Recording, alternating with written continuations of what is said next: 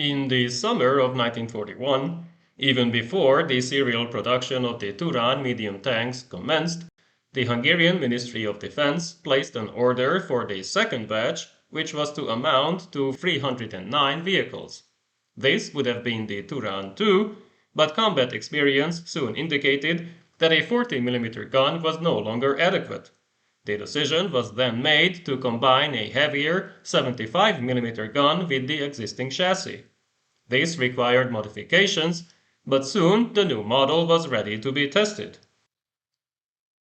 As I mentioned in the previous episode, 235 Turán I tanks were to be produced, followed by 55 Turán IIs, still with the original gun, while the rest of this second batch would be upgunned.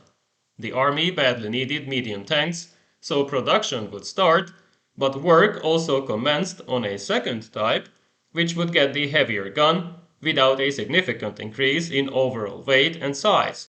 At least that was the plan. The gun itself was the 41M L/25, which had originally been based on a World War I gun, the Böhler M18 field gun.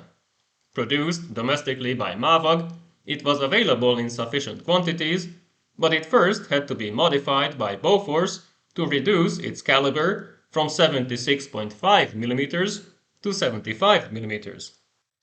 Once it was installed, the turret no longer had enough room for a third crew member, so it had to be lengthened and also widened, while the commander's cupola was enlarged as well. By February 1942, the prototype of the new 75mm gun and its turret were ready. The engineers tried their best, but the modifications increased the tank's weight by 1 ton, which now reached 19.2 tons, reducing overall performance as the engine remained the same. Plans were also made to include a 12.7mm machine gun in the turret, but the Nuvia could not deliver the first samples on time, so secondary armament remained the same, consisting of two 8mm Gebauer machine guns. The vehicle was also taller, reaching 2.6 meters in height, while maximum speed on road was reduced to 45 kilometers per hour and operational range decreased to 150 kilometers. Armor was unchanged, it moved between 13 and 50 millimeters. Problems started before testing could commence. The main gun's cradle cracked, and the repairs took 3 months. In May 1942, 1st Armored Field Division left for the Eastern Front, taking elements of all existing units with it, without the tanks, as the first 12 Turán medium tanks had just been delivered to the troops for initial training. The new model was now ready for field trials, which were successful, although questions remained regarding reliability and internal complexity, which made field repairs overly difficult. The new tank received the designation 41M Turán, and it was classified as a heavy tank because Hungarians based these on the main gun's caliber, not the vehicle's overall attributes. As I mentioned, the second batch of Turáns originally consisted of 309 tanks, but only 55 received the 40mm gun. After changes to the contract, 222 samples were to be produced with the new gun and turret until the end of 1944. Once again, there were complications, as problems with the production of optics and the ammunition arose. 3 companies, Weissworks, Guns, and Hungarian Wagon, started working on the new type in January 1943, but the first 4 heavy tanks were only delivered in May without their main armament, as ballistic tests had to be delayed. In July, 28 tanks finally received their main guns and optics, and by the end of August, 49 Turán heavies were accepted by the army. By then, another reorganization had taken place with new priorities. During the same year, the Huba-3 plan was replaced by the new Szabolcs plan, which called for the formation of 2 armored and 1 mechanized cavalry divisions. The first 2 would have 1 armored regiment each, with 3 battalions, while the cavalry division would receive its own armored battalion. Therefore, there were to be 7 armored battalions in total, each with 2 medium and 2 heavy companies. The medium companies would consist of 17 40M Turáns, while the heavy companies would have 11 41M Turáns each. This meant that the army needed 265 medium Turáns, along with 154 heavy tanks. By that time, it had become obvious that the short 75mm gun was only effective against the Soviet T-34 within 500 meters when aiming at the sides. Hungary first tried to purchase the production rights of the Panzer IV-H and the Panther, but the Germans refused.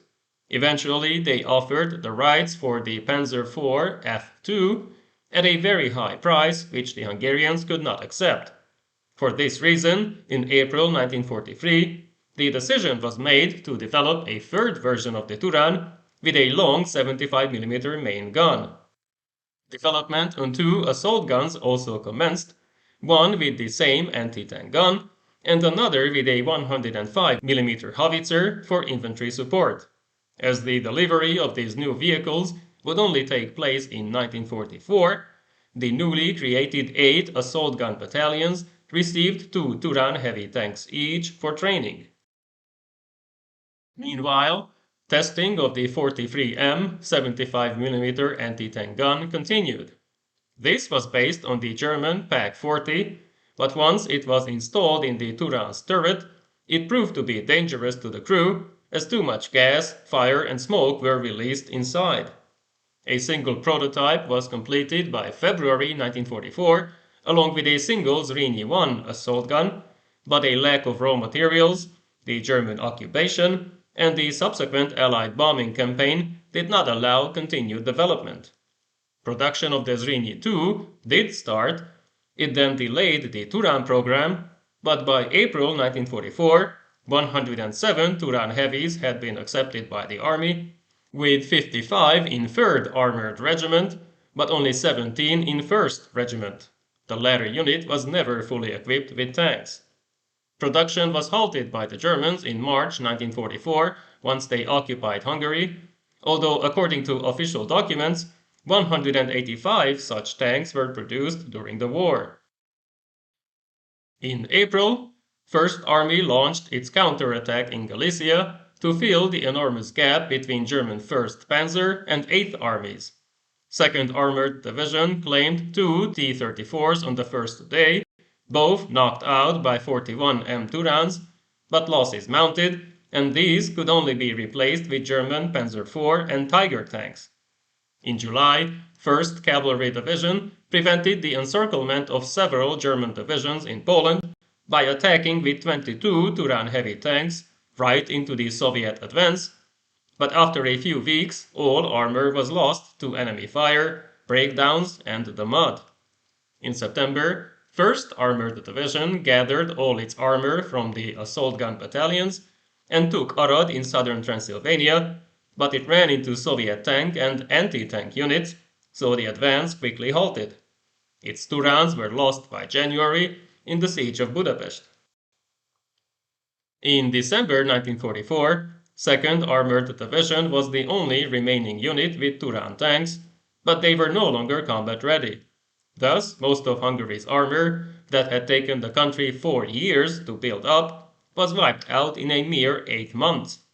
Despite the fact that replacement parts were still available, many tanks could not be repaired in the field due to the complex internals of the Turáns, not to mention that the Axis powers continued to lose ground and most manufacturing facilities were destroyed by Allied bombers.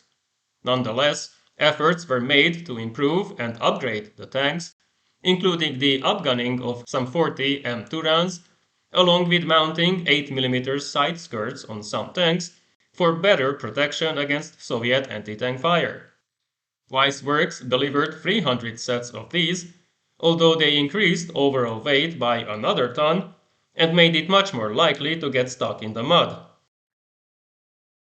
Plans were made to convert many tanks to the 43M Turán, but only 2 long 75mm guns were ever produced, and when Weissworks was bombed in July and August 1944, the project was abandoned. A few damaged vehicles were to be converted into command Turáns that came with a German FUG-16 radio for better communication with aircraft.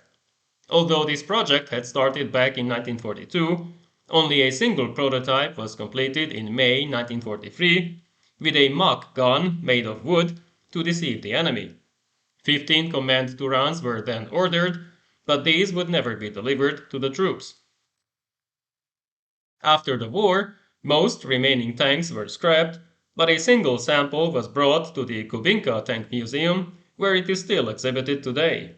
As they were seen as a reminder of the previous regime, no other tanks remained in Hungary.